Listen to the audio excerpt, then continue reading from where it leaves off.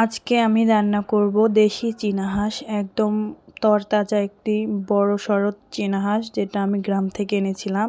আসসালামু আলাইকুম। তো প্রথমেই আমি কড়াই নিয়ে এর ভিতরে কেটে ধুয়ে রাখা পরিষ্কার করা হাঁসের মাংসগুলো দিয়ে দিব। মাংসটা সবগুলো দেওয়া হয়ে গেলে এর ভিতরে আমি দিয়ে দিব অনেকগুলো পেঁয়াজ কুচি। এরপরে দিয়ে দিব আদা বাটা, রসুন বাটা এবং পেঁয়াজ বাটা। এরপর পরিমাণ মতো দিয়ে দিব মরিচের গুঁড়া, হলুদের গুঁড়া। মরিচের গুঁড়া, হলুদের গুঁড়া দেওয়া হয়ে গেলে এখানে দিয়ে দিব গরম মশলার গুঁড়া, জিরা গুঁড়া এবং ধনিয়া গুঁড়া। এরপরে আমি দিয়ে দিব পরিমাণ মতো তেল। তেল দিয়ে আমি সুন্দর করে মাংসটা হাতে মাখিয়ে নিব। যত সুন্দর করে মাখানো হবে মাংসটা ততই খেতে টেস্ট হবে। তো এরপর কিছুটা পরিমাণ আমি লবণ অ্যাড করে সুন্দর করে মাখিয়ে আমি বসিয়ে দিব ঢাকনা দিয়ে চুলায়। তো এই তো আমার কতটা ঝোল বেরিয়ে গেছে মাংসের ভিতর থেকে। এই ঝোলটা দিয়ে আমি সম্পূর্ণ মাংসটা সুন্দর করে আস্তে আস্তে কষাবো। দেখেন মাংসটার জাস্ট কালারটা দেখেন, এখনই পুরোপুরি এখনও কষানো হয় নাই। দেখেন আমার মাংসের কালারটা কত সুন্দর এসেছে।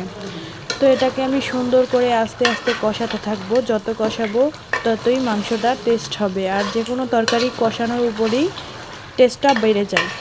তো এই তো আমি কষাতে থাকবো।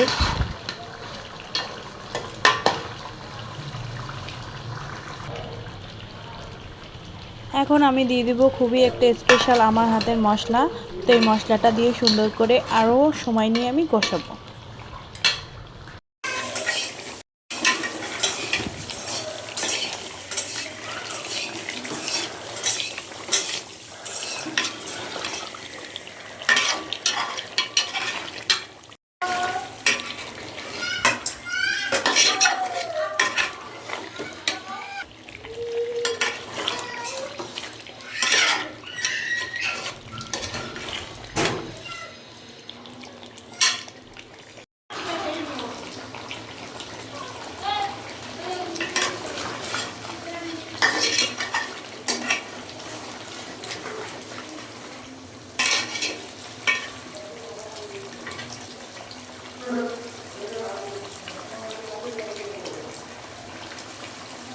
তো এই তো আমার সম্পূর্ণভাবে মাংসটা কষানো শেষ। এখন আমি পরিমাণ মতো ঝোল দিয়ে দেবো।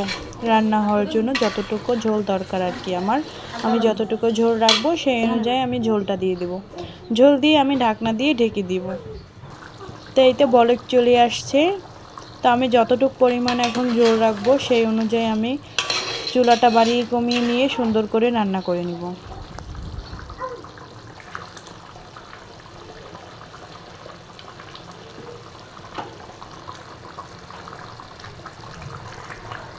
তো এই তো আমার রান্নাটা কমপ্লিট। তো দেখেন আমার তরকারির কালারটা কতটা সুন্দর এসেছে, খেতে অনেকটা টেস্ট ছিল। তো সবার কাছে ভালো লাগলে অবশ্যই লাইক, কমেন্ট, শেয়ার দিয়ে পাশে থাকবেন, আর অবশ্যই ফলো করবেন।